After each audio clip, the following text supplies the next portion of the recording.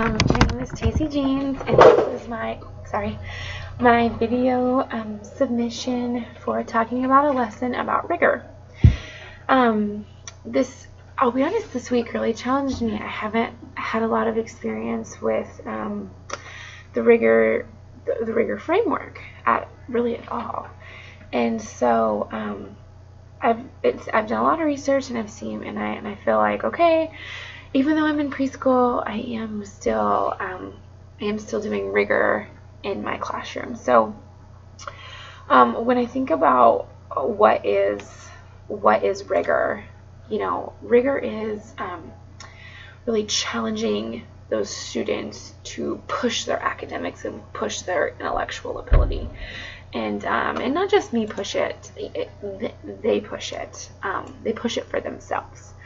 So whenever I look at the framework figures, I'm gonna kind of focus my discussion on the 2.2. So when I filled out my my framework, I'll start with A, the teacher work. So I really had to dig deep and do a lot of prep for this lesson. So I wanted the students to find out what items rolled the fastest down what ramps. So, for a third grader, it would be very easy. You'd give them a ramp, you'd give them an item, they'd roll it down, they'd time it, and it'd be over with. For preschool, there was a lot of prep that went into that. I had to teach them about a timer. I had to teach them how to record from the timer. I had to teach them how to really use the ramp, that we don't push things down the ramp, that we don't put things up the ramp, and that some things roll, some things don't. So there was a lot of center introduction that happened before this lesson, and a lot of practice with a timer, a lot of practice using the recording sheet from what we got from the timer. And so there was a lot of prep that went into this, and really that way they would be able to discover for themselves what they were trying to learn and what the purpose of the lesson was. And so we tried to really repeat things, repeating the timer practice, repeating the recording practice before we even started this lesson. That way they would be confident in their learning whenever we started the lesson. So then I moved over to B for the student work. So the students used the timers and the recording sheet during this lesson, and they had a ramp, they had different items, and on the recording sheet they had the items I wanted them to use, and then they had the ability to find items around the room that they thought might do a better job or roll faster. And so you could really just see their creative minds come alive, because they felt confident. They knew how to use the timers. They knew how to do the recording sheet. They weren't thrown into this lesson fish out of water. They knew what they were doing, because we'd had so much prior practice before it with the tools that we were using for this lesson. So during the lesson, they found out what would work best and how they could adjust to get better results. So they measured the results and they recorded their results about how fast things were, and throughout they adjusted. So if they used a long short ramp and it didn't go as fast, then they used a tall ramp to make things go faster. And that really leads us into the student things. So get an item, test it, record it on your sheet, and then repeat the action with different items and ramps.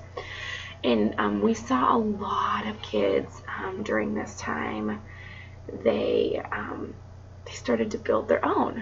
What could we do? What could we use tape? Could we do this? Would this make it faster? Well, what if we made the ramp slicker? Would that work? It was just so amazing to see that they were trying to discover what was going to make it the fastest. And so they really were analyzing their discoveries, even just with each other and comparing with each other. You know, one group got that this heavy ball rolled the fastest. Another group got a very smooth round rock rolled the fastest. And then I saw them comparing each other. They had the same ramps. They started at the same time. And which one was really faster? They could see a side-by-side comparison to that. And that was just super over the top. Really learning, and that to me is rigor. And they proved it more than once, and they were really concluding with each other what was the fastest. And then the student works and the student thinks, the D box. So this is the adaptation portion. They really started to, and I at the end of the lesson I really started to let them experiment. So one thing I gave them was tape or duct tape. And they were able to, and one group created a ramp on the wall. They stuck the duct tape to the wall and they created a ramp down to the floor. And they discovered that, you know, they had to have more pieces right beside each other in order to, you know, make the item stay on the ramp, but that they could make it really fast. And we had all different kinds of discoveries. You know, this lesson wasn't just about finding out, you know, what rolled the fastest, what down the ramp. We discovered so much more throughout the entire lesson, and I really think that that's what rigor is not just learning the purpose of the lesson, but diving in deeper and discovering more, and then wanting to know more.